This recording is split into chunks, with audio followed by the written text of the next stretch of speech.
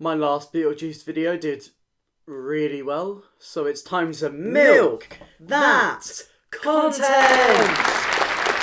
If you've been following Beetlejuice for quite a long time, you know that they did have a rocky start when it came to Broadway. I mean, the word didn't really get out, people didn't really start going to see it, it didn't really capture its fan base until TikTok came about. But I think another moment that really captured fans was the way that they used their song The Whole Being Dead Thing on performances on talk shows and the Tony Awards. Beetlejuice as a show breaks the fourth wall so many times. And it was an absolutely genius move that I don't know who decided to do it, but whoever did, well done to you. They decided that whenever they would do a live performance of one of their songs, if they used The Whole Being Dead Thing, they would slightly change the lyrics to fit where they were going on to. So for the Tony Awards, they did a whole thing about Broadway. They used the people in the audience and changed the lyrics to fit that. When they went, I think it's called the Today Show. I'm English, I don't know. When they went on the Today Show, they had lyrics about the actual place that they were in. They had lyrics about the talk show hosts. It's a very clever way of marketing yourself, and it's no surprise that it did capture audiences' attentions. But then I looked at it the other day and I was like, there are a lot of versions of this song. There's the 2 on the cast album, there's 1 extra one on the show that's not on the cast album, there's the 3 performances that they've done, there's the demo, and then there's out of town tryouts. So adding all those up, you end up with quite a few versions of the same song. And I was like, this could be a ranking video. So buckle your seatbelts, boys. We're going to be listening to every version of The Whole Being Dead Thing. I'm going to tell you which one's the best. I'm going to tell you which one's the worst. Let's get started. It's showtime. And this also means I can bring back Beetlejuice, Daniel. So let's start with the cast album ones. How I'm going to do this is I'm just going to place them somewhere. And then as I go, I'll kind of move them around. So, of course, we start with the basic, The Whole Being Dead Thing. I think The Whole Being Dead Thing, as a song by itself, is very fun, very goofy. And I think it really brings you into the world of Beetlejuice really well. It's got loads of different musical styles. It's Whiplash, but in a song. Because you've got the whole back and quiet element, but then you've got Beetlejuice being quite upbeat and quite up-tempo. And then you suddenly got Beetlejuice going into different styles like Elvis and country, and you've got people crying and a giant sandworm coming to devour you. You know, it's quite a hectic song, but it's quite a hectic show. So that's our baseline at the moment. Then we have The Whole Being Dead Thing Part 2. This is where the Maitlands have sadly ripped, and Beetlejuice is like, hi there, I'm a demon, this is, you're dead, lol, have fun. For a reprise, it sounds not very similar to the original song, but I think that's great. Like, the whole way they reinvent the song with the whole, like, cheerleader motif and the bum, bum, bum, bum. What is it? Bum, bum, bum, bum, bum. Hi, I'll be your guide. You know, that beat. I did it. And again, it's quite upbeat and quite up-tempo, and it gets that comedic side across you quite well. Would I rank it above Whole Being Dead Thing Part 1? I don't think so. I think I rate it below it for now, but it is still a very enjoyable version. The Whole Being Dead Thing Tony Awards. Because this was the thing that got me into Beetlejuice. Honestly, I would rate this above the actual version of The Whole Being Dead Thing, if I'm being perfectly honest. I think it is so clever. Just the way they kind of tooled it around for the Tony Awards. And it has some of the best lines. You cannot tell me that, hey Adam Driver, you killed Han Solo, is not the greatest moment in Tony Awards history. And I never thought I needed Alex Brightman threatening Emmy Award-winning actor Bryan Cranston. But oh my god, I needed that in my life. It's not too much. They haven't changed the whole song. But there's enough in there for you to latch onto Beetlejuice, to be eased into the show for just one performance, but enjoy yourself because of all the tropes that it's making fun of, and, you know, award shows, and I think they do a lot of fun jabs, so that goes above the original version. So, what are my thoughts on the whole being dead thing part 3? I think as a song in the show, it works for what it is. It's a little bit of exposition, it's getting the cast where they need to be for Act 3 of the plot.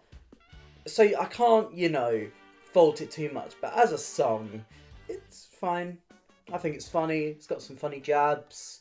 I like the rock version of the whole being dead thing, even though most of it is just speech over the top.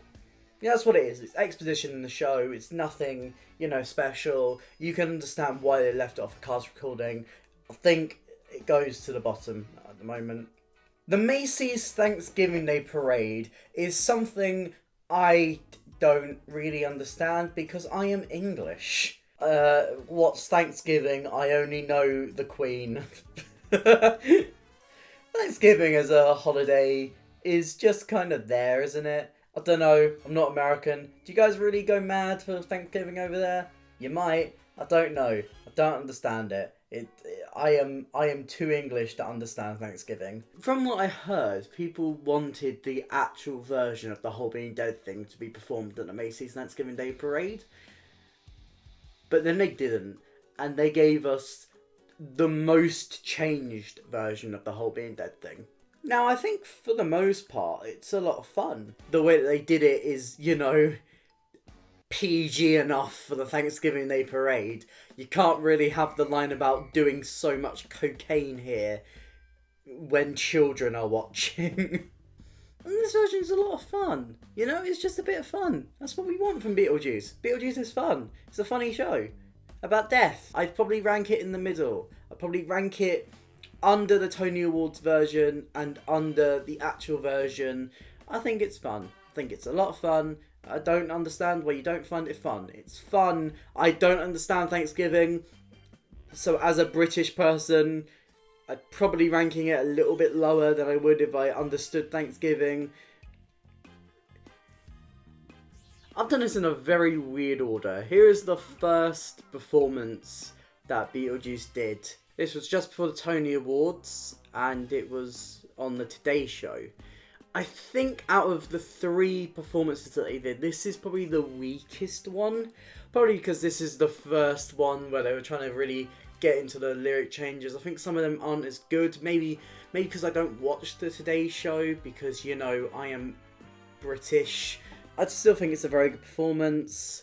I just, on the whole, think it's a bit weaker.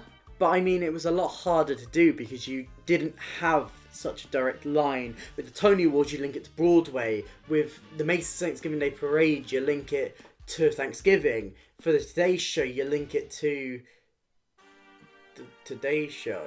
There isn't really much to talk about there. I'd probably rank it above the whole being dead thing part 3. I think it's still a good performance of the song, because the song is good on its own, and the bits that they don't change really land well, and maybe if I, was an avid viewer of the Today Show, I'd really love it. But then we have the DC version of the whole being dead thing, and I think the most interesting change to note is that the show in DC actually started with the whole being dead thing, and then had Lydia's Invisible song in the middle.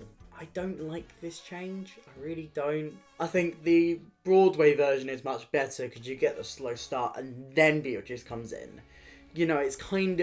It slows the pace too much having it right in the middle because you've got all this upbeat energy and it's all everywhere and I'm Beetlejuice there. And then suddenly you go really slow, my mum's so dead. And then Beetlejuice is back like, wow, okay, I'm back being Beetlejuice and shit, yeah. It's kind of jarring. Yeah, your mum's dead and shit, I'm Beetlejuice. That's merch. That's the merch. What up, your mum's dead and shit on Beetlejuice. You know what? I'm going to put it at the bottom. For me, personally. I think it's still a good version, but I think having Invisible in the middle there does sour it quite a bit. And finally, there's the latest version of the whole being dead thing to come out, which ironically is the oldest version of the whole being dead thing, and that is the Eddie Perfect demo version. I think when you listen to this, it's more for seeing how far it's come. I think it's really interesting to listen to it and to listen to all the demos for this reason specifically. I think it's really interesting to listen to this one specifically because it is such a mixture of the opening song and the reprise. There's a lot of bits that they've kind of ripped between the two and split up. So you have the whole Barbara and Adam thing, you have the good news is you and your spouse died in your own house, that gives you count, that means the two of you could stick around, that whole section. You've got loads more references towards them that you don't find in the final show. But then you also have all the sections about the giant snake here. You have the Elvis section and the ukulele section all put there towards the start of the song, which are usually found in part 1. I think it's interesting that like there's a lot that kind of goes between all the different versions. Like, this song hasn't changed so much, and I think the version in the show, or the versions in the show, are much stronger for having this original one.